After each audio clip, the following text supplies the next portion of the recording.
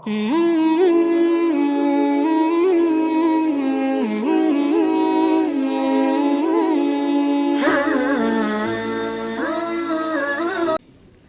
semua orang yang puasa bisa mendapatkan 4 kemuliaan tadi atau tidak? Ini poinnya. 4 itu kalau digabungkan jadi takwa namanya. Singkatnya, apakah semua orang puasa pasti bertakwa? Ya, tanyakan Al-Quran. Apa jawaban Allah di Al-Quran? Dijawab langsung di ayat Siyam. Al-Baqarah ayat 183. Ya ayyuhalladzina amanu kutiba alaikumus kama kutiba alal ladzina min la'allakum. Nah, kalimat tattaqun itu diawali dengan kata la'allakum. La'alla itu namanya harfu taraji. Saya ulang ya, di ilmu nahwu la'alla disebut harfu taraji. Al-Imam As-Suyuti berkomentar begini. Setiap ada satu harapan, keinginan besar yang ingin dicapai, tapi diawali dengan kata la'alla atau la'allakum, ini menunjukkan bahwa harapan itu, alhamdulillah, harapan itu tidak mungkin bisa dicapai kecuali dengan kesungguhan, keseriusan. Jadi ketika Allah menutup kalimat puasa, ayat puasa dengan kata la'allakum, seakan memberi kesan tidak semua orang puasa akan mendapatkan kenaikan takwa dan jaminan 4 kemuliaan tadi kecuali orang yang serius puasanya, orang yang sungguh-sungguh puasanya. Karena itulah untuk menunjukkan kesungguhan itu, bagian terakhir kita, Nabi memberikan 3 amalan utama. Saya akan bacakan dengan cepat 3 amalan utama yang dikuatkan oleh beliau kepada para sahabat sebelum tiba Ramadan dan sampai sekarang menjadi kurikulum Ramadan Nabi. Jadi kalau ibu bapak ingin mengeluarkan kurikulum Ramadan Nabi, nanti bikin agenda saat Ramadan. Ya, supaya nggak pusing nanti. Kalau masuk hari pertama apa yang dikerjakan, hari kedua apa yang dikerjakan, subuh apa, siang apa, sore apa. Cuman nanti saya berikan 3 yang pokok ini. Ada 3. 1, meningkatkan sholat. Saya ulang ya, meningkatkan apa? Sholat. Kalau meningkat secara singkatnya berarti bertambah dari yang sekedar fardu, tambah dengan apa? Sunnah. Maka dari sekarang keluarkan semua jenis sholat-sholat sunnah. Keluarkan dari sekarang apa saja, siang dan malamnya. Yang rawatib ada berapa rawatib? Rawatib 12.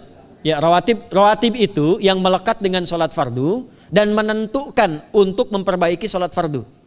Menambah, jadi kalau kurang khusyuk ditambah dengan sunnahnya disebut rawatib. Bisa sebelum, bisa setelah sholat fardu. Ada 12 dari hadis Nabi SAW. Man shalla isnatai asyrata raka'atan, siapa yang sholat 12 rakaat fi yaumin wa lailatin, yang mengiringi sholat fardu siang dan malam, ya bunyalahu bihinna baitun fil jannah, maka akan dibangunkan baginya satu rumah di surga kalau konsisten menunaikan 12 itu sampai meninggal dunia. Sahabat yang mendengar itu mengatakan kompak semuanya, sejak mendengar hadis itu kami usahakan istiqomah sampai meninggal tidak meninggalkannya. 12 itu 2 sebelum subuh, cepat. 4 sebelum zuhur, 2 setelah zuhur, 2 setelah maghrib, 2 setelah isya. 2 rakaat sebelum subuh, 4 rakaat sebelum zuhur. Kalau nggak bisa 4 rakaat karena terbatas waktunya, boleh 2 rakaat khusus untuk sebelum zuhur. Kalau nggak bisa 4, boleh berapa? 2. Dalilnya hadis Ibnu Umar radhiyallahu taala anhuma. Kata beliau, hafidtu asyra rakaatin, saya hafal 10 rakaat dari Nabi sallallahu alaihi wasallam salat sunnah. Maka menyebutkan sebelum zuhur 2 rakaat. Baik, jadi 12 ya. 2 sebelum subuh, 4 sebelum zuhur, 2 setelah zuhur, 2 setelah maghrib, 2 setelah isya. Ini yang disebut dengan rawatib. Jamak dari kata ratib. Di luar ini mutlak. Mutlak ini ada yang berdampingan dengan sholat fardu, ada yang terpisah. Contoh yang berdampingan, 4 rakaat sebelum asar. 4 rakaat ini bukan disebut rawatib, tapi sholat mutlak. Cuma waktunya berdampingan dengan sholat fardu. Jadi dia nggak memengaruhi sholat fardu, cuma punya keutamaan sendiri. Apa keutamaannya? Hadis Ibnu Umar radhiyallahu taala anhuma, ketika beliau menyampaikan qala Nabi sallallahu alaihi wasallam rahimallahu ra'an shalla qabla al-asri arba'an. Allah akan menambahkan rahmat pada orang yang terbiasa sholat 4 rakaat sunnah sebelum sholat asar. Jelas ya? Baik. Kemudian apalagi setelah itu? Sholat di antara 2 adzan dan 2 adzan ini, adzan dan iqamah. Ya, di antara adzan dan iqamah. Tahiyatul masjid. Apalagi misalnya salat duha. Duha dibagi 3. Awal duha itu kurang lebih 1,5 jam setelah salat subuh. Subuh sekarang misal 4:30, maka jam 6 muncul awal duha. namanya syuruk. Saya ulang, salat apa namanya? Syuruk. Syuruk itu salat awal duha. Jumlah rakaatnya 2 rakaat.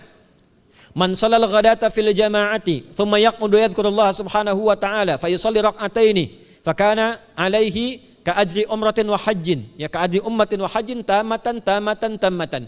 Siapa yang salat subuh 2 rakaat dengan berjamaah, ya, dan umumnya kalau berjamaah bisa ke masjid di masjid. Kalau tak mampu ke masjid, tunaikan di rumahnya. Setelah itu tidak beranjak dulu, dia duduk untuk berzikir kepada Allah. Zikir itu bisa baca Quran. Quran surah 15 ayat 9 itu Quran disebut dengan zikir. Quran surah 54 ayat 17, 22, 32, 40 itu Quran disebut dengan zikir. Bisa baca Quran, bisa berdoa. Doa disebut dengan zikir. Quran surah ke-7 ayat 205. Ya. Bisa dengan apa lagi? Bertafakur, ya, mengaji, ta'lim, itu disebut dengan zikir. Ali Imran ayat 190 191. Alladzina yadhkuruna Allaha qiyaman wa qu'udan wa 'ala junubihim wa yatafakkaruna fi khalqis samawati wal ard, ya, disebut dengan zikir. Bisa bertasbih. Zikir pagi petang, kalimat-kalimat thayyibah, ada itu di Quran surah keempat ayat 103. Jadi habis sholat subuh zikir dulu. Doa dulu, zikir dulu, belajar dulu, tafsir dulu. Setelah itu muncul syuruk. Perjalanannya disebut isyraq, melewati masyrik, 1 tombak bayangan, dia sholat 2 rakaat, itu pahala sholatnya senilai haji dan umrah. Sempurna. Bukan sudah haji, bukan. Mau kemana? Ibu mau haji dulu? Tidak. Ya, hajinya nanti bulan Dzulhijjah. Tapi senilai haji dan umrah itu 2 rakaat. Awal duha disebut apa? Syuruk. Pertengahan duha sekitar jam 9 jam 10. Jumlahnya 2 sampai 4 rakaat. Ya, 2 sampai 4 rakaat. Apa fungsinya? 1, mengganti seluruh zikir yang ada dalam tubuh kita. Mata berzikir, telinga berzikir, lisan berzikir, bisa diganti dengan 2 rakaat duha. Itu waktunya pertengahan duha. Kurang lebih dari jam 8, 9, 10 lah, kurang lebih 3 jam itu, ya. Yang kedua, bisa menghambat atau menghentikan, menahan satu musibah umum. Misal ada kebanjiran nih atau macet nih. Orang-orang kena macet. Bapak yang biasa sholat duha pertengahan itu tiba-tiba ditolong oleh Allah, dibebaskan. Tiba-tiba ada orang datang, Pak lewat sini di sana macet. Atau dibimbing ada kontraflow. Itu manfaatnya duha tuh. Yang pertengahan. Yang terakhir adalah akhir duha. Sekitar jam 10 sampai jam 11 menjelang ke zuhur. Ya, akhir duha itu jumlahnya dari 2 bisa 4 sampai 8 rakaat. Di antara manfaatnya bisa mempermudah datangnya rizki dengan izin Allah Subhanahu wa taala ketika ikhtiar. Itu duha. Nanti ke malamnya silahkan tahajud, tingkatkan tarawihnya sampai ditutup dengan witir. Itu salat. 2 yang terakhir saya cepat, 2 yang terakhir adalah banyak berinteraksi dengan Al-Qur'an. Ada 3 caranya. 1, banyak membaca. Itu namanya qiraah. Silahkan Bapak Ibu siapkan dari sekarang, targetnya khatam misalnya 1 kali berapa juz? 30 juz. Kalau mau gampang bagi 30, berarti 1 hari berapa? 1 juz. Paling gampang lagi, supaya nggak capek ngajinya, supaya nggak capek, bagi 1 juz 5 waktu sholat. Contoh, juz pertama itu Al-Baqarah plus Al-Fatihah. Al-Fatihah saya nggak hitung lah karena sudah hafal ya. Al-Baqarah itu 141 ayat, juz pertama. Bagi 5, 28. Jadi setiap ketemu waktu sholat, bagi 2 lagi, 28 bagi 2 berapa? 14. Sebelum sholat baca 14 ayat, setelah sholat baca 14 ayat. Itu 14 ayat tuh paling-paling gak nyampe 5 menit Bu Pak. Kalau investasi 10 menit setiap waktu sholat, bagi 2 kita baca 14 ayat, itu insya Allah selesai Ramadan khatam Quran. Itu udah rumus. Ya, tidak cukup dengan amin, siapkan dari sekarang. Siapkan.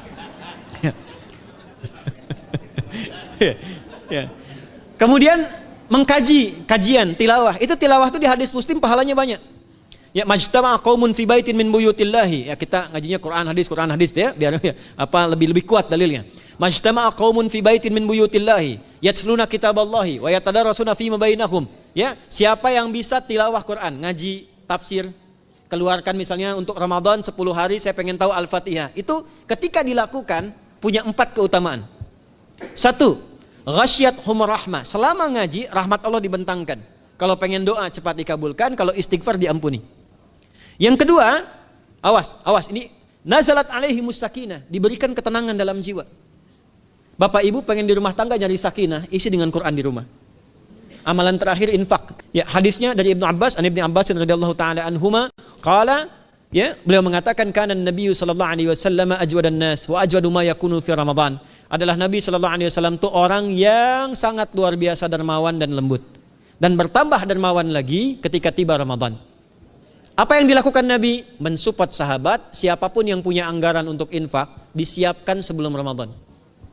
Jangan berpikir banyak Bu. Yang penting ada anggaran. 30.000 nggak ada masalah.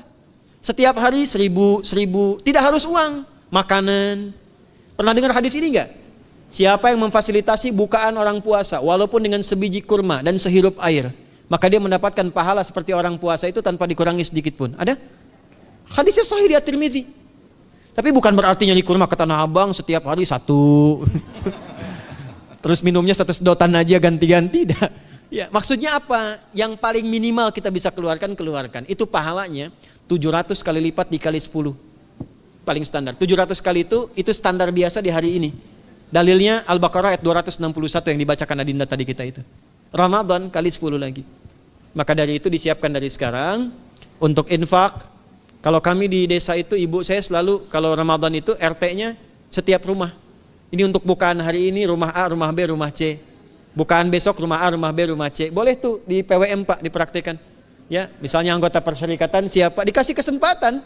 Mungkin nanti yang lain kurmanya, yang ini misalnya jeruknya, yang ini ininya. Setiap ada bukaan ya kirim ke yatimnya, ya kemudian ke pondok-pondok asuhan Muhammadiyah yang tadi disebutkan sekian ribu itu, cari pahala. Ya, saya kira itu yang bisa saya sampaikan sampai dengan batas waktu yang diberikan. Semoga bermanfaat dan semoga Allah Subhanahu wa taala memberikan kemuliaan kepada kita semua, kesehatan. Dan saya yang terakhir saya ingin sampaikan doa penting. Tolong hafalkan doa ini. Dan ini doa yang diajarkan Nabi menjelang Ramadan, supaya mendapatkan kesehatan, kekuatan, keselamatan untuk beribadah saat Ramadan. Hadisnya di At-Tirmidzi nomor hadis 3254. Qala, langsung saja qala Nabi sallallahu alaihi wasallam. Allahumma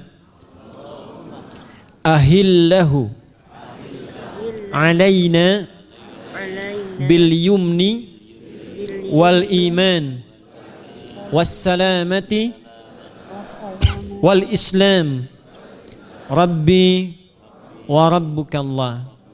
Nah, itu tolong nanti dihafalkan, tadi sudah direkam, dibimbing. Nanti ketika ditetapkan masuk awal Ramadan, bacakan itu. Ya Allah, anugerahkan awal Ramadan kepada kami dengan ketenangan, kedamaian, kekuatan iman, keselamatan, sehat, nggak sakit sampai selesai puasanya, diberikan kekuatan untuk ibadah dalam keislaman dan diikhlaskan hanya karena Allah Subhanahu wa taala. Subhanakallahumma wa bihamdika nasyhadu an la ilaha illa anta nastaghfiruka wa natubu ilaik wa akhiru da'wana anil hamdulillahi rabbil alamin wal 'afu minkum fastabiqul khairat. Assalamualaikum warahmatullahi wabarakatuh.